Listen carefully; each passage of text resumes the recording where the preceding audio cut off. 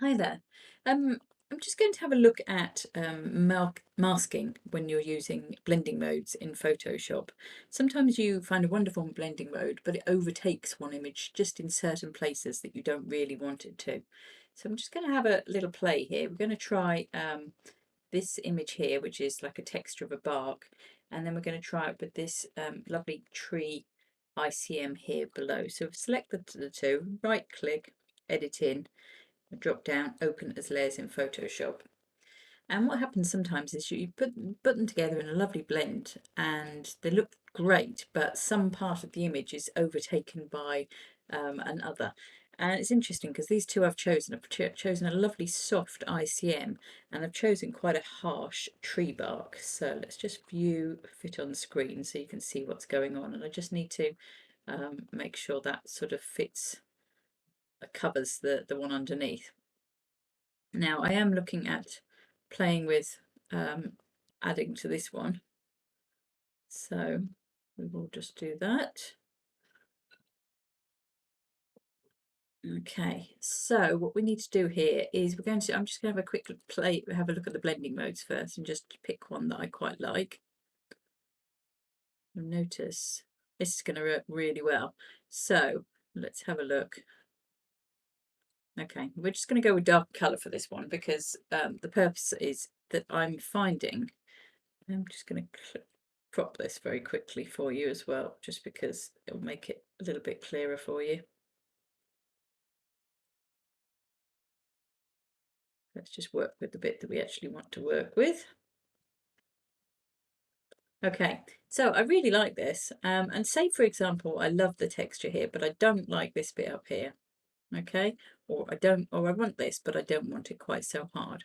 So what we're going to do on the top layer, you go down to this little box here, which is a little square with a circle, and you click once. You need to be on the right level here. So you click once and you get this white square. Okay, now if this was, you then need to go and choose a paintbrush over here. Okay, and then you need to make sure that black is selected on the top here. It can be black and white, but you need to make black because you need to be working black on white in this case. Okay, and now I'm going to, you can see my cursor is very tiny, it's only on size 28, so I'm just going to pop it up a little bit higher because I'm working in quite big areas here, so I want to just show you here. Now this is where you can also change the opacity. It works a little bit like a rubber. So what you want to do is make sure you click on here, you've got the black selected and you've got your paintbrush selected, and what you do is you then rub out. So you're not changing the whole image, you're literally only taking the bit off that you don't want.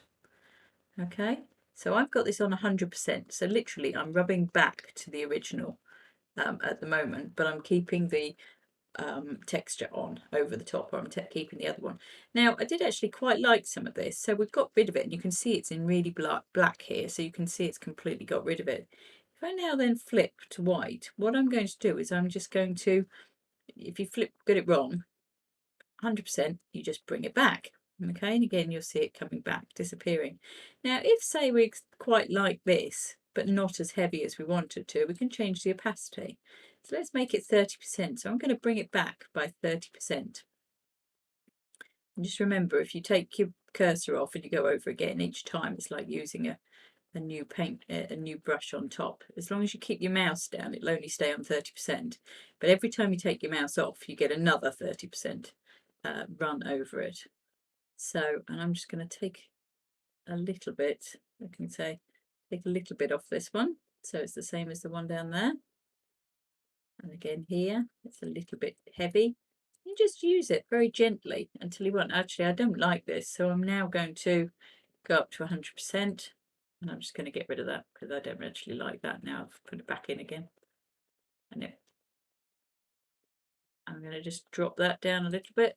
So just a hint, but nothing more. Okay, so what you see is we've got the layer, we've got the blending mode still selected, and so the blending is over the whole of the top of it, but we decided we didn't want a bit of the top showing on the bottom one, and then we put the mask on top, and then we were able to selectively mask off the bits that we wanted. Go flatten image, and then file, save, and it works exactly the same as going back into when we're normally doing the multiple exposure, bringing it together, and you'll see it pop back in here, hopefully. There we go. And there is your multiple exposure ICM and non-ICM with blending mode and masking.